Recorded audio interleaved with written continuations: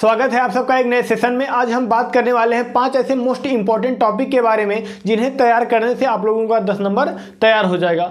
इस वीडियो में हम इन्हीं टॉपिकों के बारे में कवर करने वाले हैं। तो चलिए बिना देरी के हम शुरुआत करते हैं। आज का जो हमारा पहला टॉपिक है वो नरेशन के बारे में होने वाला है। ठीक है, तो सेंटेंस किस प्रकार से एग्जाम में देता है उसके बारे में देखते हैं। क्या है, change the following sentences to indirect speech, यानी हमें ये जो सेंटेंस दिया गया है वो डायरेक्ट में है, हमें इनडायरेक्ट में बदलना है। तो सेंटेंस देखिए क्या है, the teacher said to student, यानी अध्यापक स्टूडेंट यानी विद्यार्थी से कहते हैं, क्या कहते हैं भैया, why have you come so let today, यानी तुम आज देर से क्यों आए हो, तुम आज देर से क्यों आए हो। तो देखिए इस सेंटेंस को हमें इनडायरेक्ट में बदलना है। तो सबसे पहले हम लिख लेंगे the teacher, the teacher, the teacher. अब देखिए इस ये जो वाक्य है रिपोर्टेड स्पीच का जो वाक्य है भैया, ये क्वेश्चन वर्ड के साथ है ना। तो जब यह क्वेश्चन वर्ड के साथ रहेगा, प्रश्नवाचक रहेगा, तो हम सैड टू को किस में बदल देते हैं, आस्क्ड में। तो बदल देंगे आस्क्ड में, हो गया द टीचर आस्क्ड। उसके बाद स्टूडेंट ऐसे लिख लेंगे, स्टूडेंट। ठीक, उसके बाद कॉमा इन्वर्टेड कॉमा को हमें भगा देना है, इसका कुछ काम है नहीं। तो जो ये वाई है ये यानी यदि सेंटेंस में प्रश्नवाचक शब्द हो तो कंजक्शन के रूप में हम उसी सेंटेंस को, उस सेंटेंस में उस प्रश्नवाचक शब्द को लिख देते हैं। तो इसमें वाई है तो हम वाई लिख देंगे, वेयर रहता तो वेयर लिख देते हैं, हाउ रहता तो हाउ लिख देते हैं। तो इसमें वाई है तो लिख देंगे हम वाई। और उसके बाद इसका नियम है कि वाक्य को साधारण बना देते हैं, यानी यह किस टेंस में है, why have you come so let today, यानी यह प्रेजेंट परफेक्ट टेंस में है तो बदलेंगे इसे पास्ट परफेक्ट टेंस में। तो यू जो है वो बदलेगा किसके अनुसार, ऑब्जेक्ट के अनुसार। तो हो जाएगा यू ऑब्जेक्ट के अनुसार, स्टूडेंट का जो सब्जेक्ट हो जाएगा ही, हैव बदल जाएगा हेड में, हो गया वाई ही हैड। कम बदलेगा गो में, कम किस में बदलेगा भैया, गो में, हो गया why he had go so let, so let. अब जो ये टुडे है ये भी बदलेगा, टुडे बदलता है दैट डे में, तो हो जाएगा दैट डे, दैट डे। उसके बाद कुछ नहीं बचा तो लगा देंगे फुल स्टॉप। ठीक, तो उसके बाद अगला क्या है, my father said to me, यानी मेरे पिता मुझसे कहें, क्या कहें भैया, वर्क हार्ड, कठिन परिश्रम करो, कठिन परिश्रम करो। तो यानी जो ये पिताजी हैं भैया ये क्या दिए, सलाह दिए हैं, क्या दिए हैं, सलाह। यदि वाक्य में सलाह का भाव हो तो यू आर एडवाइज्ड टू का प्रयोग करते हैं। तो इसका क्या हो जाएगा, माई फादर ऐसे लिख लेंगे, माई फादर सेड टू को किस में बदल देंगे, एडवाइज्ड में, एडवाइज्ड मी, हो गया माई फादर एडवाइज्ड मी। अब कॉमा इन्वर्टेड कॉमा को हटाकर हम कंजक्शन के रूप में टू का प्रयोग करते हैं, तो हो जाएगा to work hard, to work hard, to work hard. उसके बाद क्या लगा देंगे हम, फुल स्टॉप। ठीक, तो ये रहा सेंटेंस। यदि आप लोग स्क्रीनशॉट लेना चाहते हैं तो ले लीजिए। दूसरा क्या है, ट्रांसफॉर्मेशन ऑफ सेंटेंसेस, इसके बारे में हम बात करेंगे। तो क्या है, change the following sentences as directed. ठीक, अर्थात जो कोष्टक में दिया रहेगा उसी के अनुसार हमें वाक्य को बदलना होगा। तो पहला सेंटेंस क्या है भैया, he is too weak to lift this weight. इसमें हमें रिमूव करना है टू को, किसको रिमूव करना है, टू को। तो इसे किस प्रकार से बदलते हैं चलिए देख लेते हैं। तो सबसे पहले हम ही को ऐसे लिख लेंगे, इज को भी ऐसे लिख लेंगे, ठीक, कोई दिक्कत। अब टू को हटाकर हम लगा देंगे सो, क्या लगा देंगे, सो। उसके बाद वीक ऐसे लिख लेंगे, वीक ऐसे लिख लेंगे, हो गया ही इज सो वीक। अब ध्यान से समझिएगा, जो ये टू है इसको हटाकर हम लगा देंगे दैट, क्या लगा देंगे, दैट। अब ये देखिए जो ये सेंटेंस है ये प्रेजेंट में है, अगर प्रेजेंट में रहेगा तो कैन लगाएंगे, अगर पास्ट में रहेगा तो कुड लगाएंगे। तो लेकिन ये सेंटेंस प्रेजेंट में है तो लिख लेंगे उसके बाद ही, क्या लिख लेंगे, ही। अब ये प्रेजेंट में है तो लिख लेंगे कैन, उसके बाद हेल्पिंग वर्ब लगा देंगे कैन, उसके बाद लगा देंगे नॉट, हो गया he is so weak that he can not. बाकी जो वर्ब रहेगा बाकी सब पीछे का वही नोट कर ले, हो जाएगा lift this weight, lift this, lift this weight. उसके बाद क्या लगा देंगे, फुल स्टॉप। ठीक, सेंटेंस का अर्थ क्या हो गया, ही इज सो वीक, वह इतना कमजोर है, वह इतना कमजोर है, दैट कि he can not lift this weight, यानी वह इस भार को उठा नहीं सकता है, वह इस भार को नहीं उठा सकता है। ठीक, या उठा नहीं सकता है, लेकिन सेंटेंस सही निकलना चाहिए तो वह इस भार को नहीं उठा सकता है। ठीक, उसके बाद दूसरा हमारा जो सेंटेंस है क्या है, ओपन द विंडो, खिड़की खोलो, खिड़की खोलो। इसे हमें बदलना है पैसिव वॉइस में। किस में बदलना है, पैसिव वॉइस में। इस वाक्य को हम दो तरीके से बदल सकते हैं, पहला लेट के माध्यम से देख लेते हैं और दूसरा इसमें देखेंगे कि इस वाक्य में कौन सा भाव है। तो पहले लेट के माध्यम से देख लेते हैं। तो सबसे पहले हम लगाएंगे लेट। क्या लगाएंगे, लेट। देखिए ये वर्ब है, ये ऑब्जेक्ट है, तो ऑब्जेक्ट हम यहाँ लिख लेंगे, हो जाएगा late the window, late the window. उसके बाद लगा देंगे बी। क्या लगा देंगे, बी। हो गया let the window be. Open का जो थर्ड फॉर्म होता है हो जाता है ओपन। क्या हो जाएगा, ओपन। ठीक, एक तो ये हो गया। दूसरा वाला सेंटेंस क्या हो जाएगा, ध्यान से समझिए।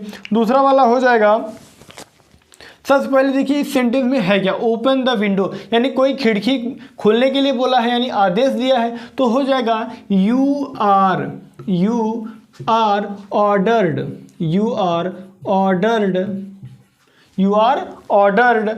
उसके बाद इतना क्लियर हो गया। अब क्या लगा लेंगे, टू। उसके पहले क्या लगाएंगे, टू ओपन द विंडो। हो जाएगा you are ordered to open the window, open the window, open the window. उसके बाद क्या लगा देंगे, फुल स्टॉप। क्या हो गया, पहला वाला इसे हम दो तरीके से बना सकते हैं, पहला लेट के माध्यम से, उसके बाद जो वाक्य में सेंटेंस में भाव दिया गया है उसके माध्यम से। तो पहला हम बना सकते हैं late the window be opened. दूसरा वाले में देखिए इसमें क्या है, आदेश का भाव है, तो हम लगा सकते हैं यू आर ऑर्डर्ड टू। उसके बाद जो ये सेंटेंस दिया है वही हम नोट कर लेंगे, तो हो जाएगा टू के बाद ओपन द विंडो। उसके बाद क्या लगा देंगे, फुल स्टॉप। तो यदि आप लोग इसका स्क्रीनशॉट लेना चाहते हैं तो ले लीजिए। तीसरा जो हमारा टॉपिक है वो सिंथेसिस के बारे में है। ठीक, तो क्या है, पहला सेंटेंस है मोहन फाउंड हिज पेन, यानी मोहन को उसका पेन मिला। द पेन वाज लॉस्ट, जो पेन था वो खो गया था। अब इसे बदलना है सिंपल सेंटेंस में। किस में बदलना है, सिंपल सेंटेंस में। तो ये जो सिंपल सेंटेंस है ये पास्ट पार्टिसिपल का है। किसका पार्ट है, पास्ट पार्टिसिपल का। तो पास्ट पार्टिसिपल में होता क्या है कि ये जो ऑब्जेक्ट है भैया, जो कोई पेन है, इसका कुछ न कुछ जो भाव होगा, कुछ न कुछ संबंध होगा, वो दूसरे वाले वाक्य में रहेगा और वह वर्ब के रूप में रहेगा, क्रिया के रूप में। तो ये जो वर्ब का, ये वर्ब है जो क्रिया के रूप में है, जो लास्ट है वो क्रिया के रूप में है, वर्ब के रूप में है। तो क्या लिखेंगे, यही इसकी योग्यता को बताएगा, अर्थात गुण अवगुण को कुछ न कुछ बताएगा। गुण अवगुण इसका क्या था भैया, कि यह खो गया था, तो यही इसके पहले लिखा जाता है। तो क्या हो जाएगा, मोहन। क्या हो जाएगा, Mohan found, Mohan found his. क्या हो जाएगा, हिज। उसके बाद यही क्या लिख लेंगे, लॉस्ट। क्या लिख लेंगे, लॉस्ट। उसके बाद क्या लगा लेंगे, पेन। क्या लगा देंगे, पेन। तो हो जाएगा Mohan found his lost pen, यानी मोहन को उसकी खोई हुई पेन मिली या प्राप्त हुई। अब कुछ लोगों के मन में विचार आ रहा होगा कि सर ये लॉस्ट पहले क्यों लिख दिए। जैसे मान लीजिए अच्छा लड़का, तो गुड बॉय कहते हैं या बॉय गुड कहते हैं ना। तो यानी जो भी कोई अच्छाई, खराबी, गुण अवगुण होता है वह पहले लिखा जाता है। कहाँ लिखा जाता है, पहले लिखा जाता है। ठीक, उसके बाद दूसरा सेंटेंस है ही इज पुअर, वह गरीब है। ही इज हैप्पी, वह खुश है। यानी कहते हैं ना भैया, भले से मैं गरीब हूँ लेकिन मैं खुश हूँ ना। तो इसका किस प्रकार से बनेगा, ध्यान से समझिए। इसका दो तरीके से बना सकते हैं, एक आल्दो का प्रयोग करके, एक विरोधाभास यानी बट वाला, येट वाला का प्रयोग करके। तो चलिए पहले हम देख लेते हैं आल्दो या दो के प्रयोग से, उसके बाद बट के प्रयोग से। तो क्या लगा देंगे, दो। हो जाएगा दो he is poor, he is poor. उसके बाद लगा देंगे comma, he is happy, he is happy, he is happy, full stop. इसे एक तरीके से और हम बना सकते हैं। कैसे बना सकते हैं, ध्यान से समझिएगा। क्या सेंटेंस हम बना देंगे भैया, ही इज पुअर लगा देंगे, ही इज पुअर बट, लेकिन वह गरीब है, वह गरीब है, लेकिन ही इज हैप्पी, वह खुश है। He is happy, he is happy, वह खुश है। एक सेंटेंस का दो तरीके से कैसे बनाए, यद्यपि वह गरीब है, यद्यपि वह गरीब है, ही इज हैप्पी, वह खुश है। दूसरा इसका सेंटेंस हो जाएगा ही इज पुअर, वह गरीब है लेकिन ही इज हैप्पी, वह खुश है। तो इस वाक्य को हम दो तरीके से प्रदर्शित कर सकते हैं, बना सकते हैं। तो यदि आप लोग इसका स्क्रीनशॉट लेना चाहते हैं तो ले लीजिए। अगला जो हमारा टॉपिक है वो सिंटैक्स से होने वाला है, ठीक।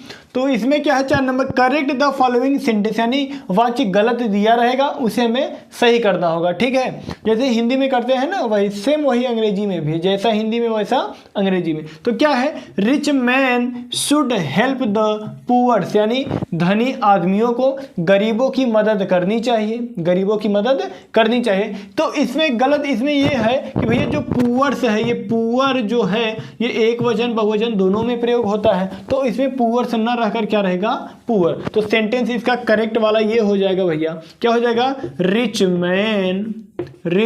Man should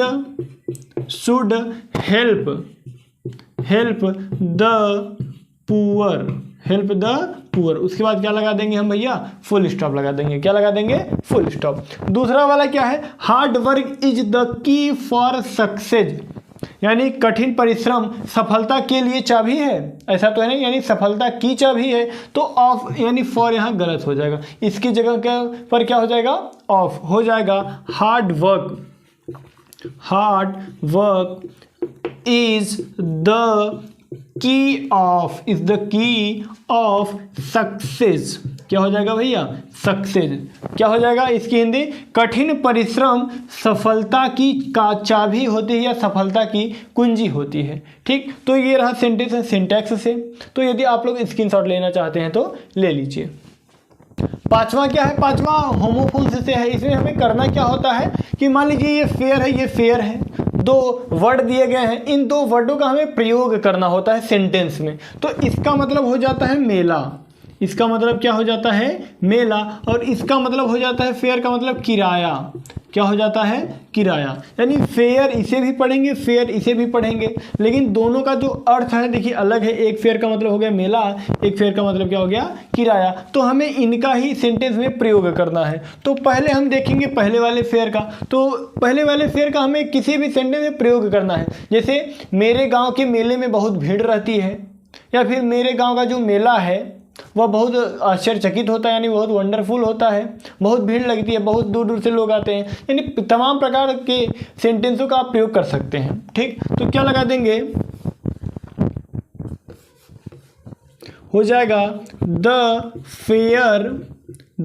fair of my village,